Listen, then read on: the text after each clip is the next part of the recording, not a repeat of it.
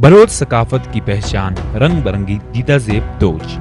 جس کی تیاری کے لیے کڑی محنت درکار ہوتی ہے،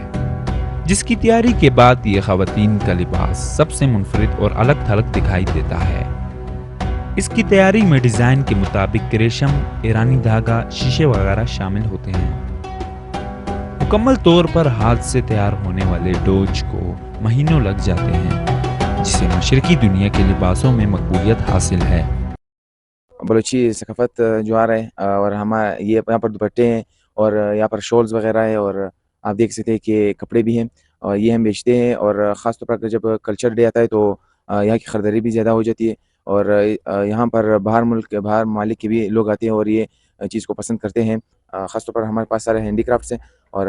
ہاتھ کے کام کی چیزیں ہیں۔ بلوچ ثقافت میں خواتین کے ملبوسات کی طرح مرد حضرات کے لباس کا بھی ایک منفرد مقام ہے، جس میں گھٹنوں سے نیچے ڈھیلی قمیض، چوڑی دار بکٹی شلوار سمیت پوشاک پگڑی جسے دستار کہتے ہیں، رنگ برنگے دھاگوں سے کشیدہ کی گئی واسکٹ اور کندھوں پر پڑی شال لباس کی خوبصورتی کو مزید بڑھا دیتے ہیں۔ یہ بلوچی دستار کہلاتا ہے بلوچ کلچر کی طرف سے، اور بھی اکثر جو پہنا جاتا ہے بلوچ کلچر ڈے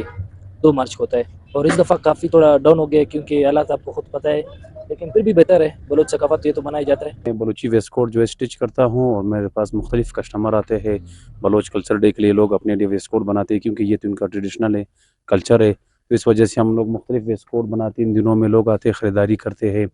پھر وہ لوگ اپنے کلچر ڈے میں پہنتے ہیں۔ ہینڈی کرافٹ ہوتے ہیں نا، جو مثال ہاتھ سے بنائے ہوتے ہیں، وہ ان کی قیمت زیادہ ہوتے ہیں نا، تو یہ کلچر ان کا اپنا کلچر، یہ لوگ لیڈیز بناتے ہیں، گھروں میں بناتے ہیں مختلف قسم کی۔ ہینڈ اسٹچ میں کم سے کم 6 مہینے بھی لگ سکتے ہیں، 5 بھی لگ سکتے ہیں، سال بھی لگ سکتے ہیں، کیونکہ یہ محنت کا کام ہے نا۔ شادی بیاہ کا موقع ہو یا کوئی اور تہوار، بلوچ قوم کے افراد اپنی ثقافت کے رنگ میں نظر آتے ہیں۔